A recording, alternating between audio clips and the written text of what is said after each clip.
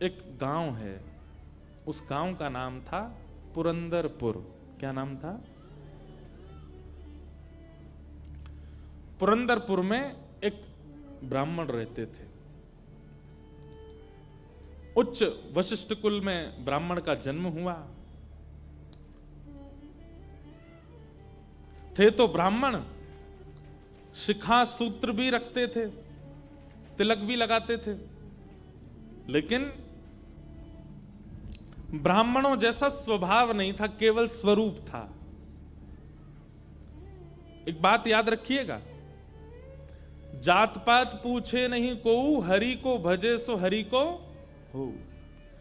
कितनी बार ऐसे ऐसे भक्त हैं जो जाति में भले ही श्रेष्ठ नहीं है, पर ठाकुर जी ने उनको ब्राह्मणों से भी ज्यादा महत्व दिया है।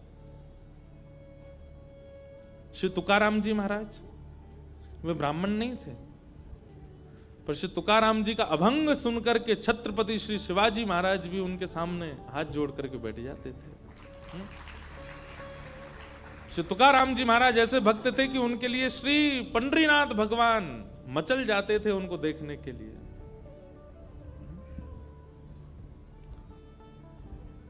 चोखो मेला पंढरपुर के पास भक्त हुए, उनका चरित्र मैंने कहा है।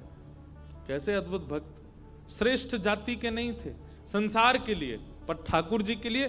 ठाकुर जी आप किस वर्ण में जन्मे हो इससे ठाकुर जी को ज्यादा फर्क नहीं पड़ता, पर जहां भी जन्मे हो आपका स्वभाव कैसा है वो ठाकुर जी देखते हैं। आपका व्यवहार कैसा, आपकी विचारधारा कैसी।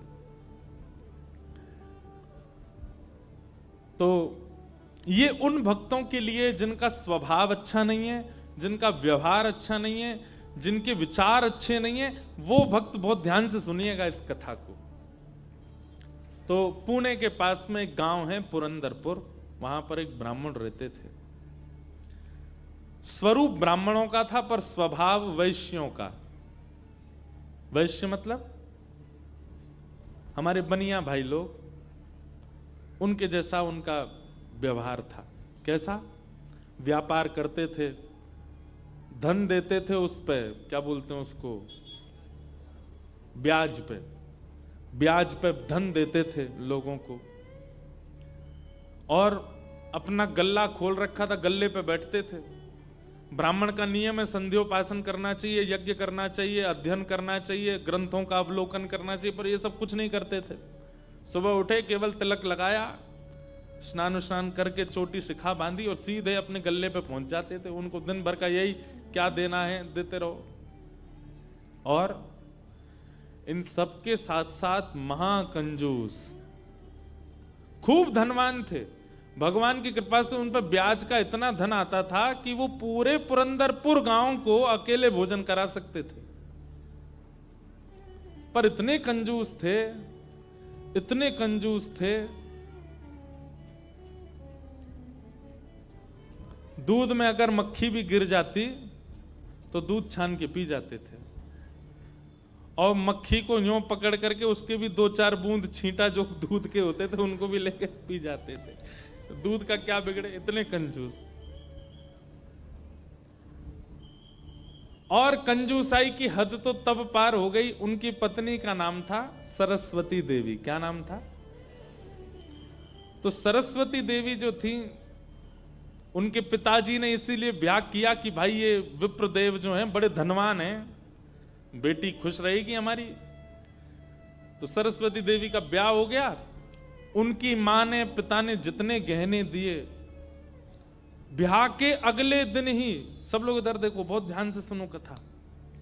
ब्याह के अगले दिन ही सुबह सुबह ब्राह्मण देवता उठे, देवी सुनो, सबरे गहने उतारो अपने। बोले क्यों?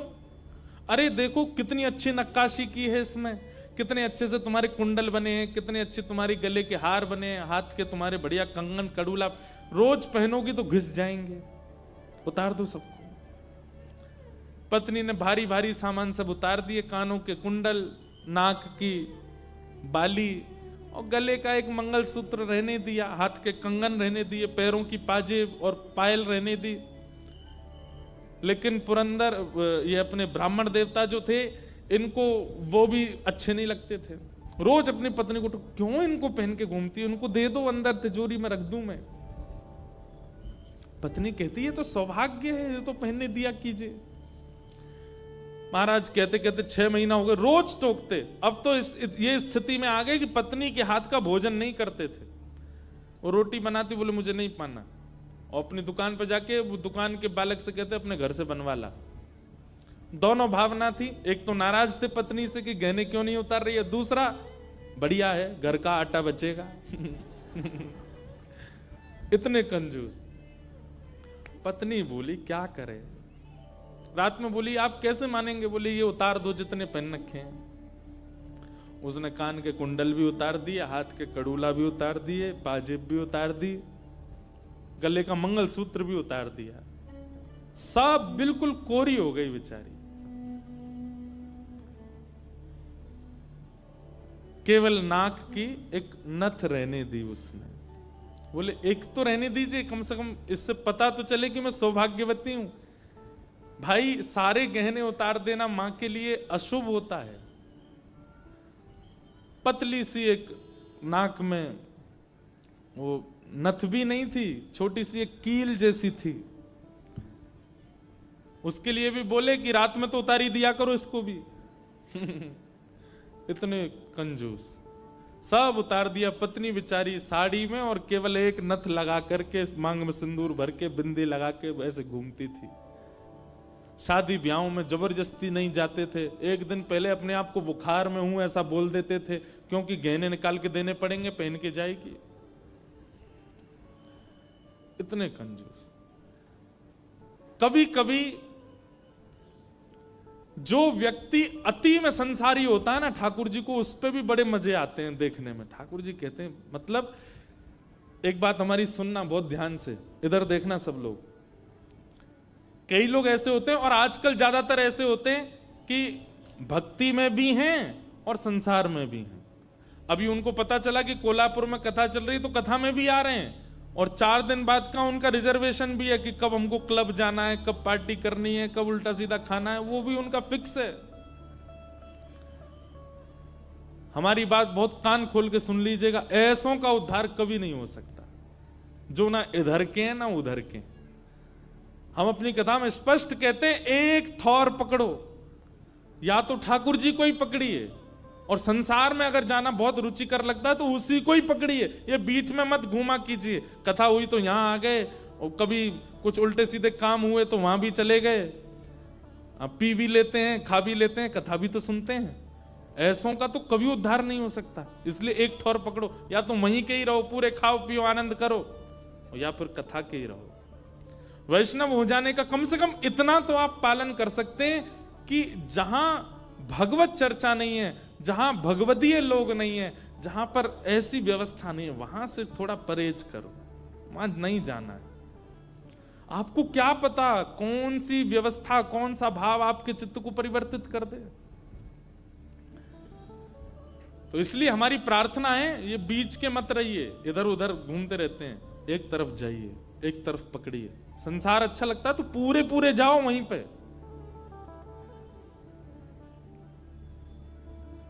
तो कभी कभी ठाकुर जी पूरे पूरे संसारियों पे भी ठाकुर जी रीझ जाते हैं। ठाकुर जी बोले, भाई ये ब्राह्मण देवता बड़ा बहुत अच्छा लग रहा हमको। क्यों? बोले इतना कंजूस तो हमने कभी नहीं देखा है, बहुत भयंकर कंजूस है। ठाकुर जी का मन आ गया उस पर। अच्छा, जो पत्नी थी ना सरस्वती देवी, वो बड़ी भक्ता थी।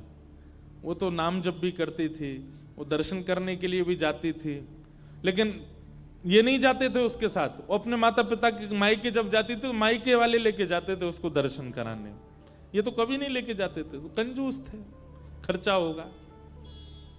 और मायके भी खुद नहीं लेके जाते, इनके भाइयों से बोल देते, बोले तुम्हें ही आके ले जाओ, उसमें भी खर्चा ना हो मेरा। सोचो कितनी ऊंचे लेवल के कंजूस। तभी ठाकुर जी का मन आ गया, इस पे तो इसको देखूं मैं एक बार। और हमारे श्री पंडरीनाथ भगवान, श्री विठल भगवान एक दीनहीन से ब्राह्मण का रूप धारण किया। फटी सी धोती पहनी, कुचैली मैली सी कुर्ता पहने, और पुराना काला सा जनेऊ धारण किया, और महाराज ऐसी तिलक सा लगा करके बिल्कुल दीनहीन झुर्रियां पड़ रही मुखमंडल पर, और ऐसे हाथ जोड़ते भय इनके दुकान पर पहुंच गए। रूप रंग देख करके ही पहले तो ब्राह्मण देवता समझ गए, बोले अरे ये और आ गया, ये कुछ देना वेना तो है नहीं, मांगेगा। कहो तन पे नहीं लगता, चल दिए कलकत्ता, क्या करने आए हो?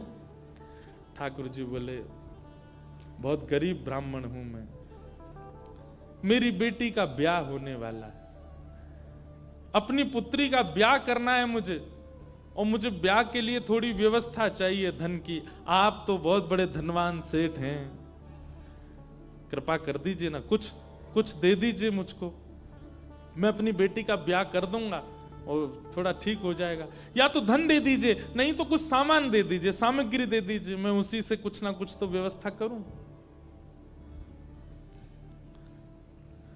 तो ये जो ब्राह्मण थे ना, ये जबरदस्ती रफू की हुई धोती और कुर्ता पहन के जाते थे कि कोई मांगने वाला आ जाए तो उसको दिखा दूं, देखो मेरे खुद के कुर्ता फटे, मैं तुमको कहां से दूं।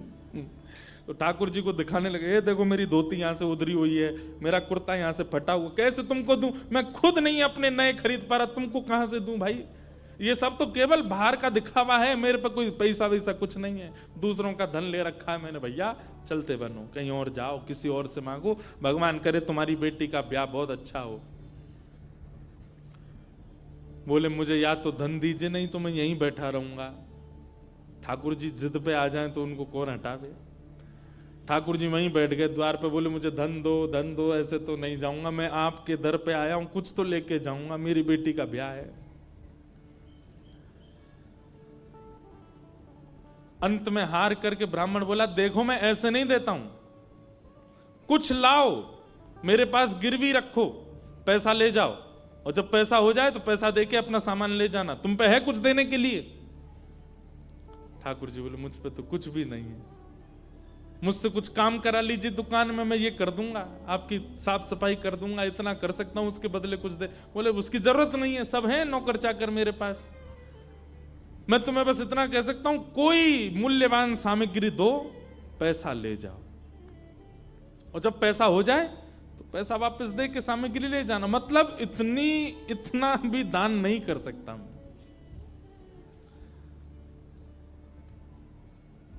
ठाकुर जी बोले ठीक है, मैं जाता हूं, कुछ ढूंढ के लाता हूं। ठाकुर जी भी इतने खेलते हैं, ठाकुर जी जैसा खिलाड़ी नहीं है दुनिया में, इतना बड़ा खिलाड़ी कोई नहीं हो सकता। ठाकुर जी गए उस ब्राह्मण देवता के घर, और घर जाकर के द्वार पे खड़े होकर रोने लगे। इतना रोए, भीतर से सरस्वती देवी निकल के आई। अरे अरे अरे अरे ब्राह्मण देवता, आप इतना रो क्यों रहे हैं, क्या बात है? छोटी सी मेरी लाली बड़ी हो गई है, उसका ब्याह के लिए मैं बहुत दिन से वर ढूंढ रहा था, बड़ी मुश्किल से एक लड़का मिला है, अपनी बेटी का ब्याह करना है। बहुत जगह ठोकरें खा के मांगा मैंने, मुझे किसी ने सहायता नहीं दी, अंत में तुम्हारे द्वार आया हूं, यहां भी नहीं मिला, बेटी को क्या मुंह दिखाऊंगा, यहीं प्राण त्याग दूंगा, जहर मेरी जेब में ही रखा है। सरस्वती देवी तो बेचारी बड़ी भावुक, भक्त का इस स्वभाव है कि वो दूसरे की पीड़ा देख ही नहीं पाएगा, तब समझो वो भक्त है। जो दूसरे की पीड़ा देख ले और देख करके भी बिल्कुल उसका मन घबराए ना, मन बिल्कुल नेत्र सजल ना हो, समझना उसमें भक्ति भाव उचित है नहीं। सरस्वती देवी तो रोने लगी, आंखें लाल पड़ गई, बोले भगवान मेरा मन अगर मुझ में सामर्थ होती मैं पूरा घर आपको दे देती, पर मैं क्या करूं, मेरे पतिदेव इतना प्रतिबंध लगा के रखते हैं कि मैं स्वयं ऐसे रहती हूं, मैं आपको क्या दूं। ठाकुर जी तो इतने पछाड़ खा के गिर पड़े, अरे हाय राम, अब तो मैं जहर खाना ही पड़ेगा, निकालू कहां है। सरस्वती देवी रुकी रुकी रुकी, ऐसा मत कीजिए भगवान, चरण पकड़ूं आपके, मेरे पास एक ही वस्तु है।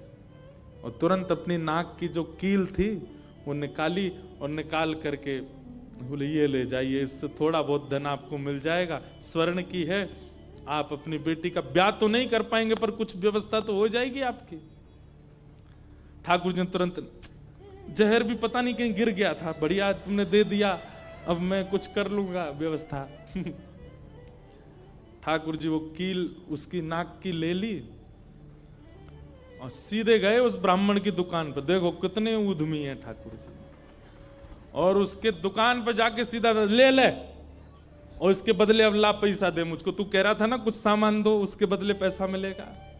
ये ले सोने की कील नाक की, धर ले अपने पास, ला पैसा दे। ब्राह्मण देवता ने जैसी कील देखी, ये आपको कहां से मिली? बोले उससे तुझको क्या, तू तो पैसा दे। मुझे कहां से मिली इससे तेरे को मतलब नहीं होना, तू पैसा दे मेरे को, मेरी बेटी का ब्याह है। और अब मैं तेरे से भीख नहीं मांग रहा हूं, चीज रख के गिरवी तब ले रहा हूं, ला दे। बेचारा फंस गया। वो क्या करे, वो 3-4 बार सोचे, बोले मिली कहां से? बोले तू मत सोच, मुझे पैसा दे। कील उसने तिजोरी में अंदर रखी, ताला लगाया, और उसका जो धन होता था वो धन ठाकुर जी को दिया। ठाकुर जी ने जेब में धरी, निकल गए वहां से। ब्राह्मण ने अपनी भुजा ऊपर करी, बोले इसको बताता हूं, ये बहुत दानवीर बनती है अपने मन में। मैंने इसको बोला था एक कील पहने, वो तो बहुत अच्छी कृपा मुझ पर ठाकुर जी की, जो मैंने इसके सारे गहने उतरवा दिए, नहीं तो सब दान कर देती। एक कील छोड़ी, वो भी दान कर दी किसी को।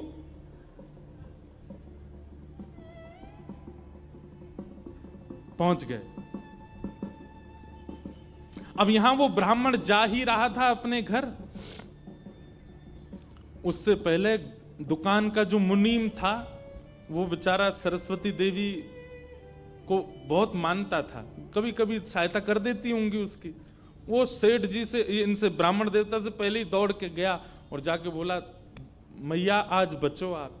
बोले क्यों, आपने कोई कील दी थी किसी को? बोले हाँ दी तो थी, एक ब्राह्मण के ब्याह के लिए दे दी थी। क्या हो गया? उसने जाके वो आपके पतिदेव को ही दिया और बदले में ले गया पैसा।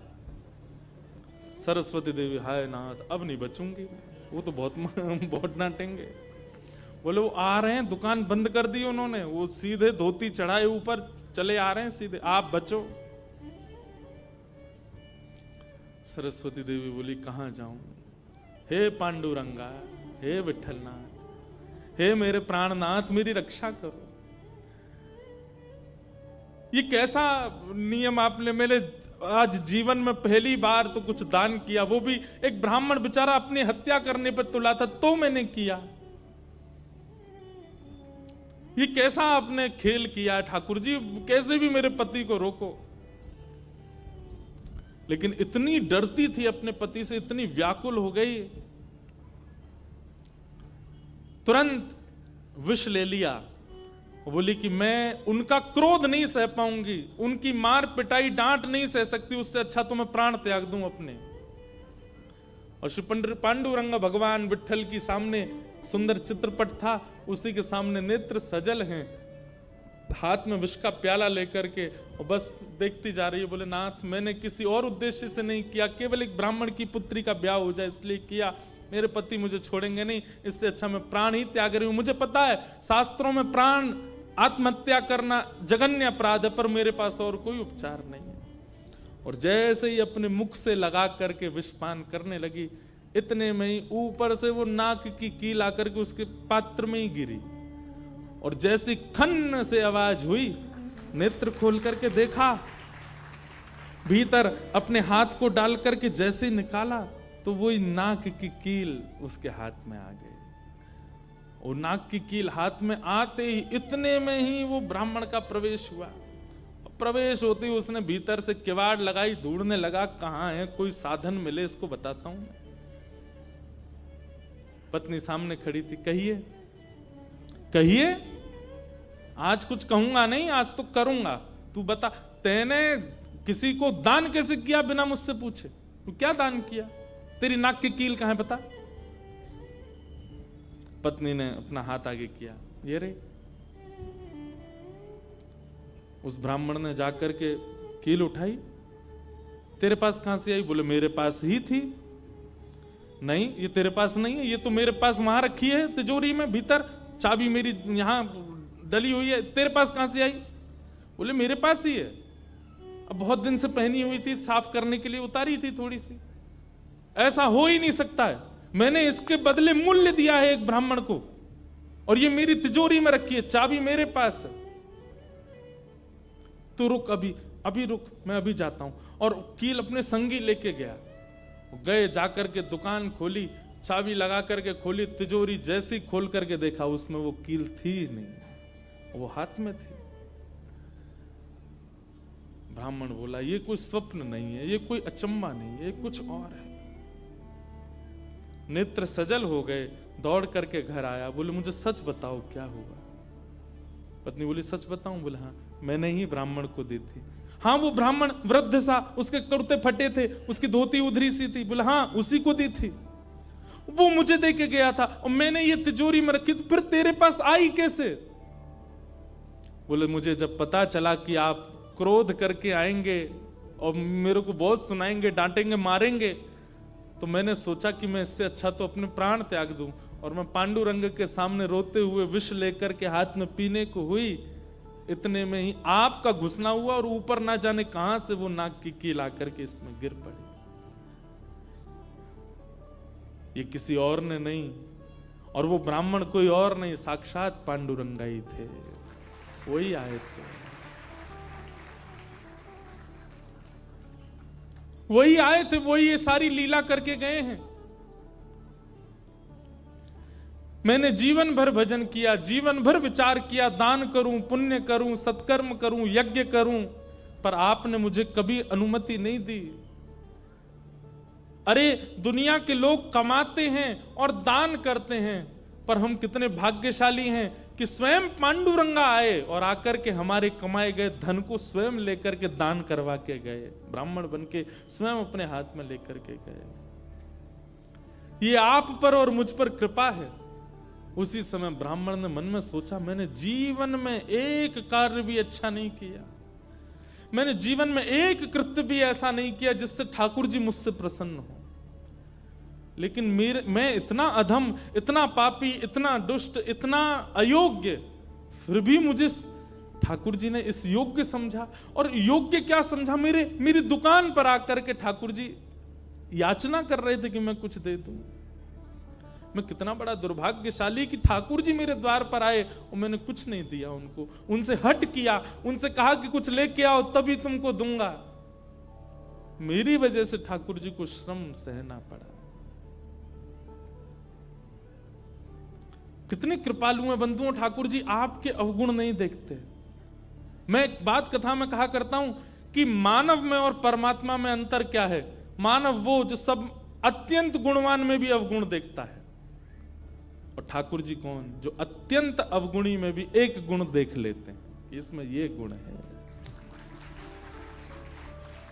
हम आप कैसे हैं? हमारे सामने 100 प्रशंसा कर दी जाए एक व्यक्ति की, और वो व्यक्ति हमारे सामने आ जाए तो हम उससे 5 मिनट मिलने के बाद जब वापस जाएंगे तो वो कहेगा बताओ कैसा था, अच्छा था ना लड़का, मैंने उसके बारे में तुमको बताया था, अच्छा ठीक था, लेकिन उसमें भी ये कमी थी। हम कमी बहुत जल्दी ढूंढ लेते हैं।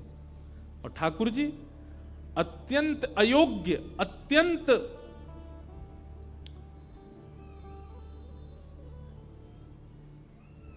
विचलित व्यक्ति में भी एक गुण खोज लेते हैं, इसीलिए वो ठाकुर जी। उसी समय उस ब्राह्मण देवता ने विचार किया कि अब किसके लिए जीना है।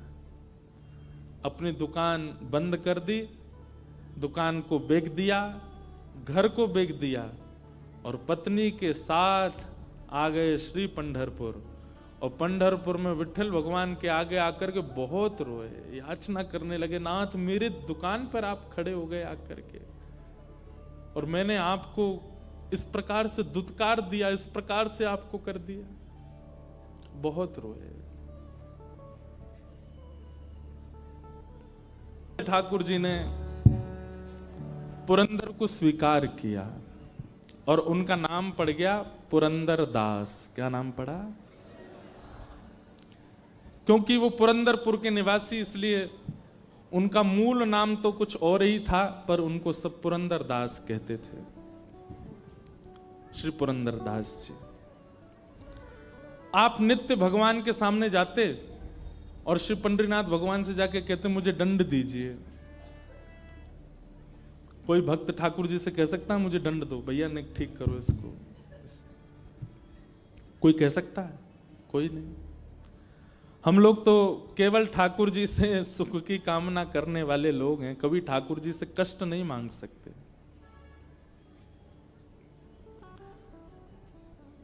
रोज ठाकुर जी से जाके कहते कि नाथ मुझे कुछ पीड़ा दीजिए, मुझे कोई कष्ट दीजिए।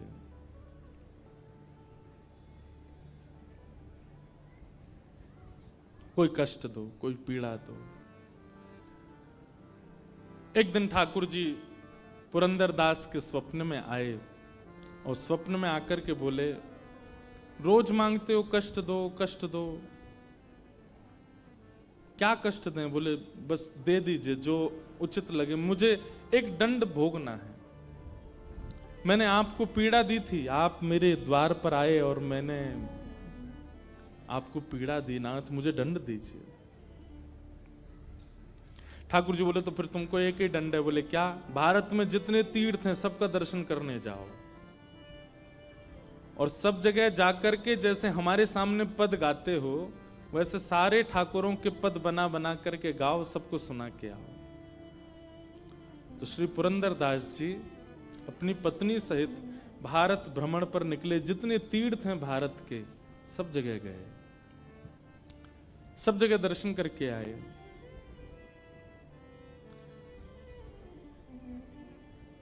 पास के कर्नाटक में एक विजयनगर नाम का एक स्थान है, वहां के राजा पुरंदर दास जी के परम भक्त हो गए। लेकिन वो राजा केवल श्री वेंकटेश तिरुपति बालाजी भगवान को ही भगवान मानते थे। वो कहते थे परमात्मा पृथ्वी पर केवल वेंकटेश भगवान है। तो पुरंदर दास जी को लेकर के वेंकटेश भगवान के दर्शन करने को गए। आपने वहां जाकर के भी ठाकुर जी का संकीर्तन गाया। और सबसे बड़ी बात थी, श्री पुरंदर दास जी की जिस जिस प्रांत में गए वहां की भाषा में कीर्तन गाते थे। कर्नाटका में, मलयालम में, कन्नड़ में, तेलुगु में, मराठी में, बंगला में, उड़िया में, सारे भाषाओं में आपने मतलब कैसा दंड भोगा इन्होंने कि ऐसे नहीं ठाकुर जी ने कह दी तीर्थ चले जाओ तो सबरे तीर्थ घूम आए एक साथ ही। उस तीर्थ में जाते, वहां तीर्थ में जाके वहां की जो भाषा है उस भाषा को सीखते और फिर उस भाषा को सीख के वहां की भाषा में एक पद बनाते, पद ठाकुर जी को निवेदित करके तब अगले तीर्थ में जाते। ऐसे श्री पुरंदर दास जी ने अपने दंड को स्वीकार किया। कितनी बड़ी बात है। हमारे यहां कैसा होता है, समझ में आए बात तो ताली बजाओ, नहीं तो सुन लो। हमारे यहां कैसा होता है कि हमें अगर माता पिता दंड देते हैं हम उसमें भी ये सोचते हैं कि इसमें और क्या छूट मिल सकती है हमें। बच्चों को कई बार स्कूल में पनिशमेंट मिलता है, चलो हाथ खड़े करके बाहर चले जाओ। टीचर को लगता है बाहर भेज देना बहुत घातक है, इस बच्चे को थोड़ी अंदर फील होगी कि मुझे क्लास से बाहर कर दिया। पर बाहर जाके बच्चा बड़ा खुश होता है, वो हाथ नीचे और कर लेता है और कभी यूं से यूं कर लेगा, ऐसे से ऐसे कर लेगा। हमको भी खूब पनिशमेंट मिले ना स्कूल में।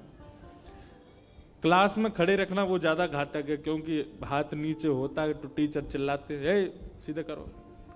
इससे बढ़िया तो बाहर भेज दे, बढ़िया है, नजारा दिखता रहता है, ठंडी हवा लगती रहती है, आने जाने वाले बच्चों से थोड़ी बातचीत भी हो जाती है।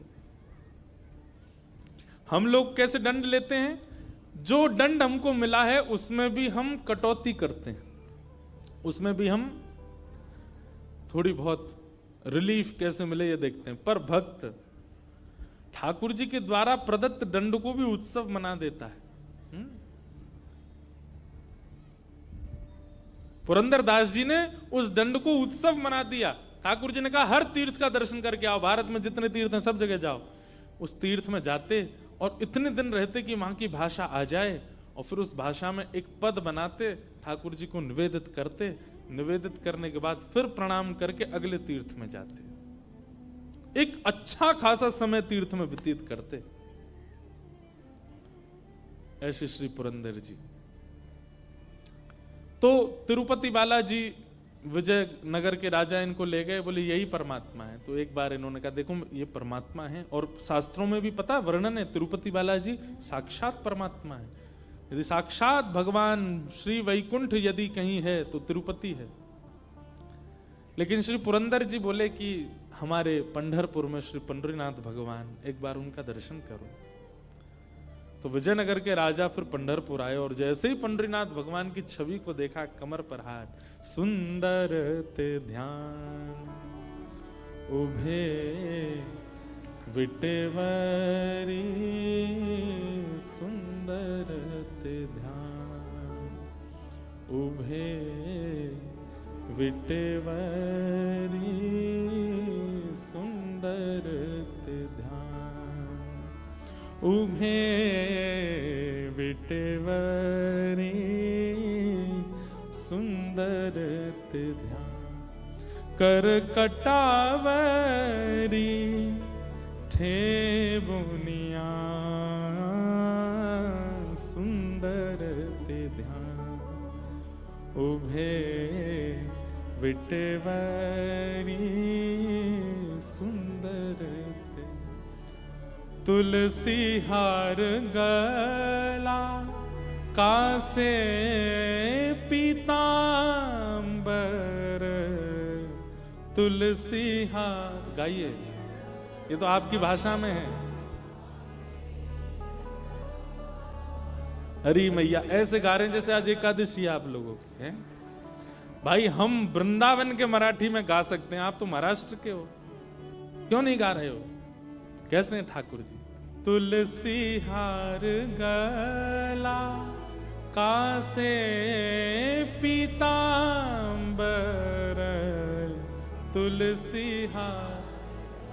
बहुत बढ़िया भाई लोग पास हो गए हमारे। एक बार भाइयों के लिए ताली बजाओ। माताओं की आवाज नहीं निकल रही है। अभी नवरात्रि खत्म हो गया, एकादशी भी चली गई। आज कौन सी? आज त्रयोदशी है? अब तो द्वादशी है। आपको बताऊं, हम तो अपना काम पूरा कर रहे हैं। जैसे पुरंदर जिस नगर के ठाकुर जी के दर्शन करने जाते हैं, उसी प्रांत की भाषा में कीर्तन कर देते हैं। हम जगन्नाथपुरी जाते तो हम उड़िया में कीर्तन सुनाए आते ठाकुर जी को। महाराष्ट्र आए तो अब यहाँ मराठी में गा देंगे। अभी हम गुजरात जा रहे हैं, यहाँ से कथा करें, वहां गुजराती में गाएंगे। हम तो पुरंदर दास की तरह अपनी लीला कर रहे हैं पूरी।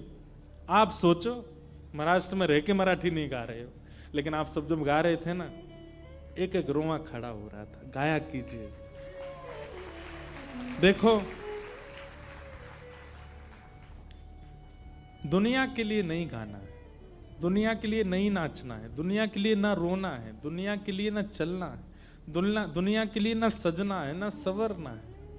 ये सारे गुण केवल ठाकुर जी के लिए करना। गाना भी उन्हीं के लिए, नाचना भी उन्हीं के लिए, हंसना भी उन्हीं के लिए, हंसाना भी उन्हीं के लिए, सजना भी उन्हीं के लिए, सब कुछ उन्हीं के लिए करो। यही भक्त का स्वरूप होता है। विजयनगर के राजा ने जैसे ही पंढरीनाथ भगवान का दर्शन किया, आहा, वो तो मोहित हो गया। वो कहते हैं फिर लीला हुई, ठाकुर जी फिर कुछ दिन विजयनगर में विराजे। उस राजा के सुख के लिए कथा है और गुरुजनों से सुन के फिर सुनाऊंगा उसको। तो पुरंदर दास सारे नगरों में जाते और सब प्रांतों में, तीर्थों में जाकर के वहां के ठाकुर जी का कीर्तन गा करके उनको आनंदित कर देते। अब ऐसा होने लगा कि पुरंदर दास जैसे ही प्रवेश करते थे मंदिर में सुगंधी तो रहती ही है, लेकिन पुरंदर दास के आते ही अद्भुत सुगंधी वातावरण इतना सुगंधित हो जाता और श्री ठाकुर जी ऐसे चमकने लग जाते जैसे कोई मणि चमक रही हो।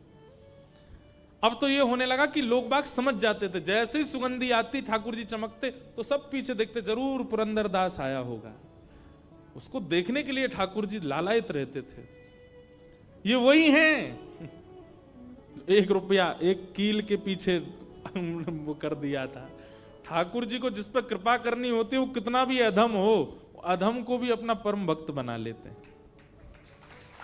बस कृपा होनी चाहिए। अब इसमें एक बात आएगी तो आप लोग कहीं ये सोचने लग जाओ, हम भी कंजूस हो जाएं, हम पे भी हो जाए कृपा। आपने कथा सुन ली, अब नहीं होगा ये काम। नहीं सुनी होती और आप कंजूस स्वाभाविक होते तो कुछ होता भी। अब सुनकर के अगर दोष उत्पन्न करने जाओगे तो मार और पड़ेगी ठाकुर जी से, नहीं होगी कृपा। तो कहीं इससे आप प्रेरित मत हो जाना कि पुरंदर दास पर भी तो कितनी कृपा।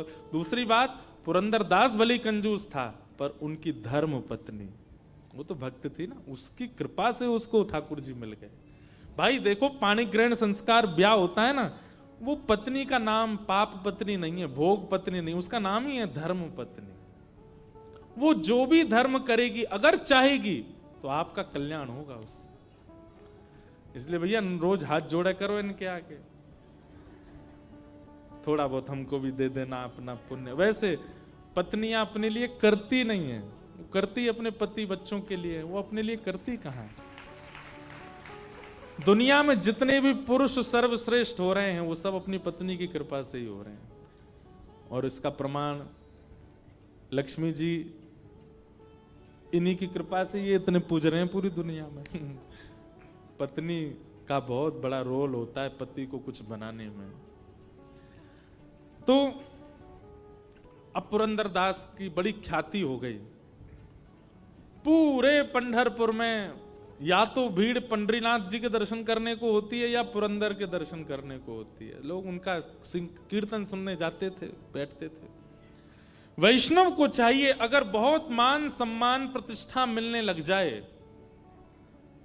तो प्रतिष्ठा देने वाले को रोक तो नहीं सकते, पर हाथ जोड़ करके उसी समय नेत्र बंद करके ध्यान करे कि हे नाथ, मैं इस लायक नहीं हूं, ये सब आपकी कृपा है, ये आपका ही है। ठाकुर जी बोले अब थोड़ी सी और परीक्षा ली जाए पुरंदर दास की।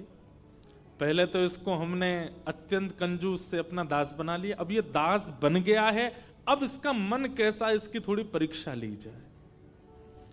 तो पंढरपुर में एक नृत्यांगना थी, एक नृत्य करने वाली, बहुत अच्छा नृत्य करती थी वो। उसका नृत्य देखने के लिए बड़े बड़े दूर से लोग और कुछ मन चले लोग ही जाते हैं देखने के लिए। लेकिन वो थी तो नृत्यांगना, अपना जीवन यापन करने के लिए नृत्य करती थी, पर श्री पंडरीनाथ भगवान से बहुत प्रेम करती थी, भक्त थी। लेकिन मजबूरी में उसको ऐसा करना पड़ता था क्योंकि घर चलाना है। ऐसी थी कि उसके मन में ये भावना आती थी, वो जब लोगों को सामने देखती थी और जब उसकी वाहवाही करते थे ना लोग, हा हा क्या नाचती हो तुम, क्या बढ़िया, लोग उस पर धन लुटाते थे, तो वो उस समय नेत्र बंद करके सोचती कभी पंडरीनाथ मेरे सामने ऐसे बैठे हों और मैं उनको नृत्य करके रिझाऊं, उनके सामने नाचूं, कभी मेरे नाथ मेरे नृत्य देखने के लिए आवे। और वो रोज पंढरपुर जाती, पंडरीनाथ विठल भगवान का दर्शन करके उनसे यही प्रार्थना की कि कभी आप मेरा नृत्य देखने आओ। वैसे है वो पवित्र नृत्य तो नहीं है, लेकिन नाथ मेरा भाव बहुत पवित्र है, कभी मेरे नृत्य में आप पधारो। तो पंडरीनाथ के पास में बहुत लंबा निमंत्रण था, बहुत दिनों से निमंत्रण था। ठाकुर जी बोले भाई ये रोज हमको निमंत्रण देके जाती है, एक दिन चलें इसके नृत्य में, थोड़ा देख के आवे। ठाकुर जी बोले ऐसे गए तो हो गया काम, क्या करें। तो बैठे बैठे ठाकुर जी बोले ओहो, इस नृत्यांगना का निमंत्रण है बहुत दिनों से और पुरंदर दास की हमको परीक्षा भी लेनी है। तो ठाकुर जी ने पुरंदर दास का ही रूप धारण किया और पुरंदर दास का रूप धारण करके उस नृत्यांगना का नृत्य देखने गए ठाकुर जी। महाराज जैसे ही पुरंदर दास का उस सभा में प्रवेश हुआ, सब हक्का बक्का रह गए और सबके मुंह पे आता, अरे पुरंदर दास यहां। औरों की तो चले क्या, वो नृत्यांगना भी रुक गई, पुरंदर दास आए नृत्य देखने। आए तो जो खा पी रहे थे लोग वो सब सतर्क हो गए, सब सम्मान करते थे उनका, थोड़े दूर खड़े हो गए, सब हाथ जोड़ करके सबने मुंह पोंछा, अपने हाथ वाथ धो लिए, भैया पुरंदर दास आए, कुछ कहने आए होंगे। नृत्यांगना भी रुक गई एक कोने में जाकर के, बोलो ये क्यों आए, कुछ समाचार देने आए, कुछ कहने आए, उपदेश करने आए, कीर्तन सुनाने क्यों आए हैं। पुरंदरदास बोले कहाँ बैठते हैं लोग? अच्छा इनमें ही बैठते हैं। तुरंत एक मसनद ली, उस पर ऐसे हाँ नाचो, तुम नाचती क्यों नहीं? हम तुम्हारा नृत्य देखने आए। और वहां सब लोग राम राम राम राम। सुबह भक्ति करता है, मंदिर में जाके करताल बजाता है, मंजीरा पीटता है, बता नृत्य देखने आया। लेकिन वो नृत्यांगना जो थी ना, उसके नेत्र सजल हो गए। बोले हरि तो नहीं आए लेकिन हरिजन आए हैं, ये जरूर मेरे पंडरीनाथ ने भेजे होंगे। एक बात कहें भैया, हरि यदि प्रसन्न हो गए तो हरि प्रसन्न हो तो वैकुंठ देत। हरि अगर प्रसन्न होंगे तो वैकुंठ देंगे, लेकिन हरिजन यदि प्रसन्न हो गए तो वो तो हरि को ही दे देंगे आपको। इसलिए हरि प्रसन्न हो इसकी ज्यादा इच्छा मत रखो, हरिजन प्रसन्न हो, हरि के भक्त प्रसन्न हो। नृत्यांगना तो नेत्र सजल हो गए उसके, और वो नृत्य करने लगी और ये भावना करने लगी कि ये हरिजन नहीं, साक्षात मेरे विट्ठल आए आज मेरा नृत्य देखने। वो स्वयं तो नहीं आएंगे, इसलिए पुरंदरदास को भेज दिया है। भावना बहुत ऊंची चीज है बंधुओं। आज इसी भाव से कथा का प्रारंभ किया, तो भावना करना प्रारंभ कीजिए।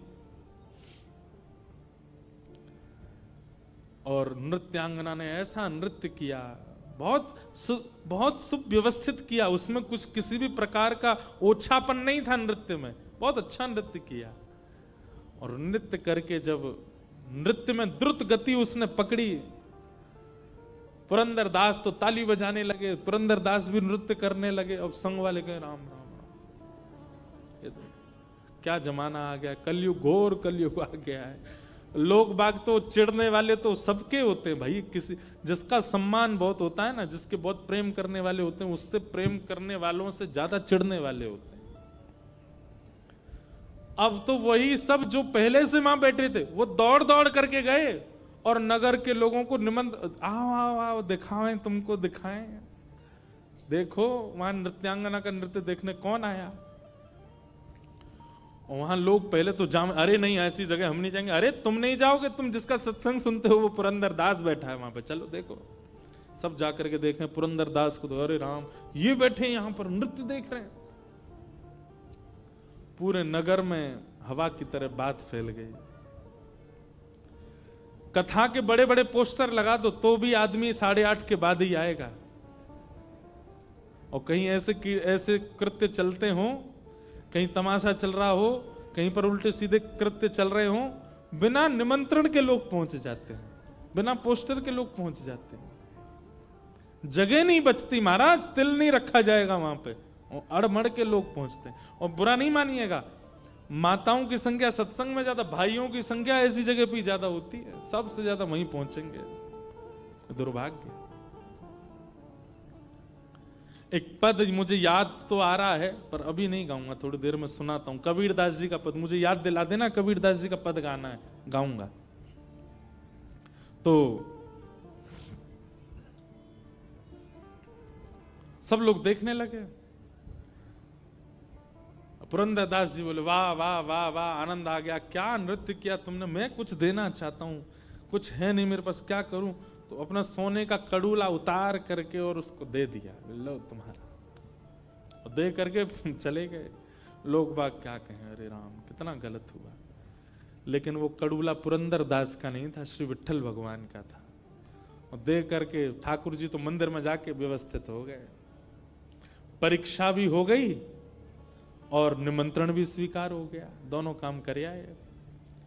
ठाकुर जी के चक्कर में पड़ मत जाना, किसी दिन बहुत खेलते हैं, इन जैसा खेल कोई नहीं खेलेगा। प्रार्थना तो करना कि एक बार तो खेल के दिखाओ, ठाकुर जी कैसे कहो, ऐसा खेलेंगे महाराज। विराट कोहली वगैरह एक तरफ, ठाकुर जी की बैटिंग के आगे सब पीछे हैं, ऐसा खेलते हैं। अब स्वयं जाकर के रुक्मणी जी से बोले आहा अब बढ़िया नींद आएगी हमको। क्यों बोले बहुत दिन से बुला रही थी, उसके यहाँ भी हुआ है, वो पुरंदरदास के हमको मन की स्थिति पहचाननी है, वो काम भी कर आए। रुक्मणी जी बोली ऐसा क्या किया। बोले रोन सूर्योदय होते ही पता चलेगा। दूसरे दिन सूर्योदय हुआ। अब क्या था कि लोग बाग बातें तो बना रहे थे, पुरंदरदास की, लेकिन कोई कहीं बड़ी जगह से उछले तो इस पर थोड़ा रोष दिखाया जाए। उस समय फोन तो होते नहीं थे, किसी ने वीडियो बना के वायरल कर दी हो। अब सब आंखों से देखी जिनकी थी वो थी। सब प्रतीक्षा कर रहे हैं बात। आज पुरंदरदास जी अपने घर से निकले, जो प्रणाम करने वाले थे वो भी कह रहे थे पुरंदरदास बोले भाई रामकृष्ण हरि। तो पुरंदरदास बोले ऐसा क्या हो गया भाई, आज ये रामकृष्ण हरि भी नहीं बोल रहा कोई हमसे। लेकिन किसी ने कोई एक्शन नहीं लिया, सब बस उनको नजरअंदाज कर रहे थे। पुरंदरदास बोले होगी कोई बात। अब बात कहां से हुई कि मंदिर जैसे खुला, ठाकुर जी का श्रृंगार हुआ, एक हाथ का कड़ूला नहीं है ठाकुर जी का। पुजारियों ने सारी तिजोरियां देख ली, गर्भगृह पूरा छान मारा, कहीं भी ठाकुर जी का कड़ूला नहीं मिला। अब ये बात निकल के मंदिर से बाहर आई, पूरे नगर में हल्ला हो गया, भैया ठाकुर जी का कड़ूला खो गया है, चोर है कोई, नगर के सारी नाकाबंदी कर दो, बाहर कोई निकलने ना पाए। अगर चोर कहीं भाग गया होगा तो बाहर ढूंढेंगे, अगर अभी भी नगर में तो कहीं भागने ना पाए और सबकी तलाशी ली जाए। कड़ूला चोरी होने की खबर जैसे ही लोगों तक पहुंची तो जो लोग रात में नृत्य में थे वो सब मंदिर पहुंच गए। वैसे कभी मंदिर नहीं जाते थे, आज पहुंच गए। नहा धोकर के तिलक लगा के बाल वाल काट के बोले ठाकुर जी का कड़ूला खोया। बोला हाँ। उसमें 2 शेर बने थे। बोले हाँ। उसमें कुछ ऐसा। बोले हाँ। अरे ये तो कल रात में पुरंदरदास पहन के घूम रहा था। बोले पुरंदरदास वो तो परम भक्त है भगवान। अरे भक्त, गली गली के आदमी से पूछ लो कैसा भक्त है वो, हमने अपनी आंखों से देखा कल उसको।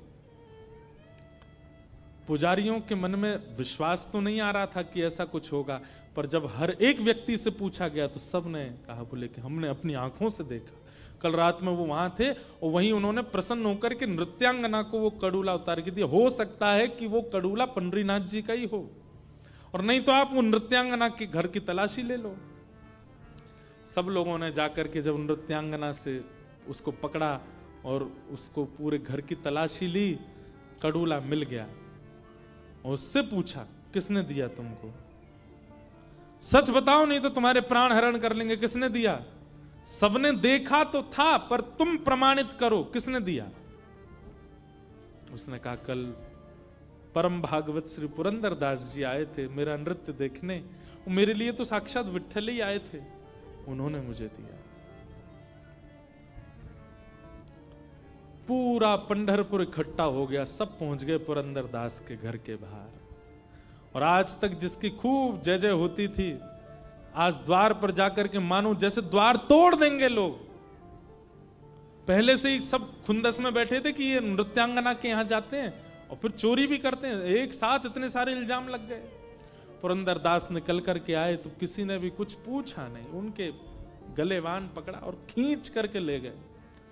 बोले ढोंगी पाखंडी नाटक करता है ठाकुर जी के आगे, तेरे पूर्व के किस्से सुने हमने, तू कितना बड़ा कंजूस था, और तू यहां आकर के अपने उन पुराने उन भावों को धोने के लिए यहां पर आकर के बहुत बड़े बड़े कीर्तन करने लग रहा है। और श्री ठाकुर जी के मंदिर के बाहर के एक स्तंभ से उनको बांध दिया,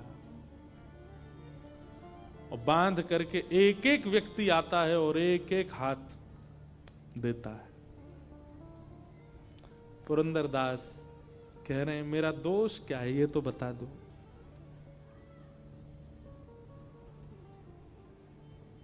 लोग कहते हैं तू दोष पूछता है, तुझे नहीं पता तूने क्या किया, और मारो इसको। वही मनचले व्यक्ति जो रात को वहां नृत्यांगना के यहां जाते थे, वे सब आज लाइन में खड़े हैं पुरंदरदास के मारने के लिए।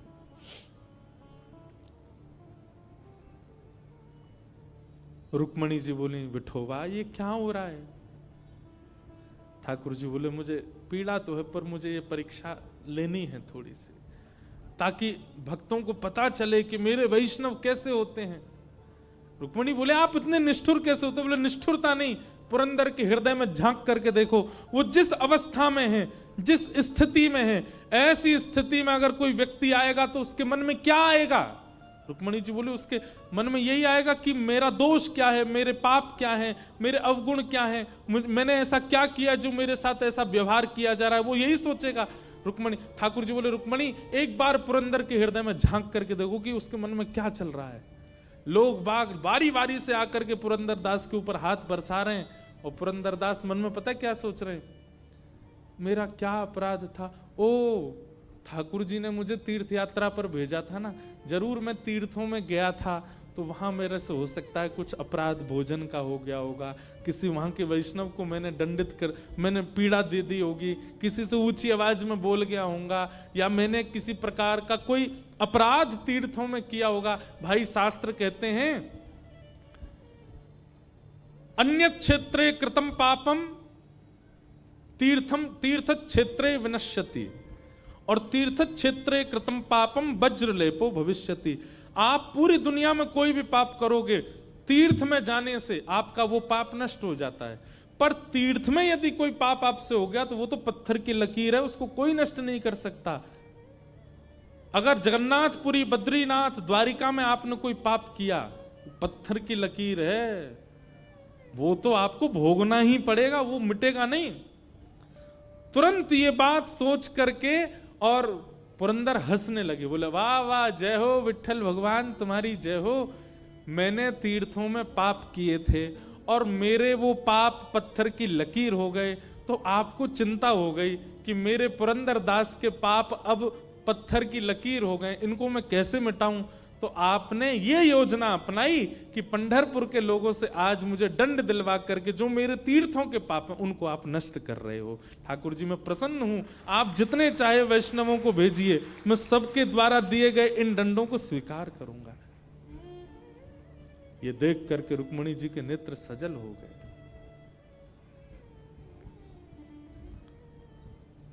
सुनने में बहुत आसान लग रहा है बंधुओं, हमारी कोई गलती नहीं होती और हमारी मां यदि बोल देती है ये तू नहीं किया होगा, हम बरस जाते हैं उनके ऊपर। पत्नी की कोई गलती ना हो और पति कुछ कह दे तो पत्नी 4 दिन तक बात नहीं करती पति से। हम लोग एक गलत इल्जाम हम पर लग जाए उसके लिए हम संबंध तक तोड़ने को राजी होते हैं, भाई भाई को छोड़ने को तैयार होता है, पति पत्नी एक दूसरे का त्याग कर देते हैं, बच्चे माता पिता का त्याग कर देते हैं। लेकिन यहां पुरंदर दास को अपना दोष नहीं पता और ऐसी स्थिति में भी उन पर बरसाए जा रहे हैं सबके हाथ और वो खुद ही सोच रहे हैं मेरा दोष क्या होगा, और खुद ही सोच रहे हैं कि ये मेरे साथ, मैं तो निवृत्त किया जा रहा हूं, मैंने जरूर दंड पाप किया होगा, विठ्ठल भगवान को चिंता होगी इसका पाप कैसे दूर हो, इसलिए इन सब से पिटवा के मेरा पाप दूर कर रहे हैं। वो तो अच्छा है, मैं पिट लेता हूं। ये श्री पुरंदर दास जब रुक्मणी जी ने देख लिया, पंडरीनाथ भगवान के आगे हाथ जोड़े, मैंने देख लिया नाथ, मैं आपसे प्रश्न करती रहती हूं कि ऐसा क्या है इन भक्तों में, इनका नाम गुणगान गाते हो आप, रात भर करताल बजा करके घुंघरू पहन करके नृत्य करते हो, ऐसा क्या करते हैं भक्त? केवल भोगी तो लगाते हैं, तिलक ही तो अर्पित करते हैं, आपको आके प्रणामी तो कर देते हैं, माला ही तो पहना देते हैं, और क्या करते हैं? आज आपने मुझे दिखा दिया कि भक्त कैसे होते हैं नाथ, अब रोकिए, मुझसे देखा नहीं जा रहा है। और तभी मंदिर के गर्भगृह के भीतर से श्री पांडुरंग भगवान बोल पड़े, अरे पंढरपुर वासियों सावधान हो जाओ, तुम जिस पुरंदर को स्पर्श कर रहे हो, जिस पर तुम हाथ बरसा रहे हो, ये उसका अपराध नहीं है। रात्रि में उस नृत्यांगना का निमंत्रण स्वीकार करने मैं ही गया था, पर मैं अपने रूप में नहीं जा सकता था, इसलिए मैं पुरंदर दास का रूप धारण करके गया था, मैंने ही उसको अपना कड़ूला दिया था, उसको कुछ मत कहो। ये सुन करके सब लोग रोने लगे, सब दंडवत हो गए, पुरंदर दास जी को हृदय से लगाने लगे। जहां जहां उनको चोट आई थी सब पुजारी जन बैठ करके उनको मल्लम पट्टी करने लगे और सब श्री पंडरीनाथ भगवान के आगे नतमस्तक हो गए। जय हो विठ्ठल भगवान, आपकी जय हो। ऐसे हमारे ठाकुर जी तो जो करें सो करें, पर भक्त की स्थिति देखो। हम अपने आप को भक्त कहते हैं, मत कहा कीजिए भक्त, हम सहन करना जानते नहीं, हम लोग इस स्थिति में रह नहीं सकते, हम भक्त कहते हैं अपने आप को। ऐसे श्री पंडरीनाथ भगवान को हम बारंबार प्रणाम करते हैं। बोलो पुरंदर दास की, पुंडलीक वरदा श्री हरि विठल ज्ञान देव तुकाराम, श्री पंडरीनाथ भगवान की जय। जय श्री राधे, जय जय श्री राधे, जय जय श्री राधे। ऐसे ठाकुर जी को हम बारंबार प्रणाम करते हैं। और भी ठाकुर जी के मंगल चरित्र सब हम सुनेंगे। बंधुओं, कल से प्रयास कीजिए कि आप सब 6 बजे ही, उससे पहले ही यहाँ आ जाएं, ताकि 9 बजे तक कथा का विश्राम हो और खूब भाव से हम लोग कथा पूरी करके फिर यहाँ से जा सकें। आइए कुछ पंक्ति वृंदावन रसामृत पद की गा करके हम लोग कथा को विश्राम देंगे।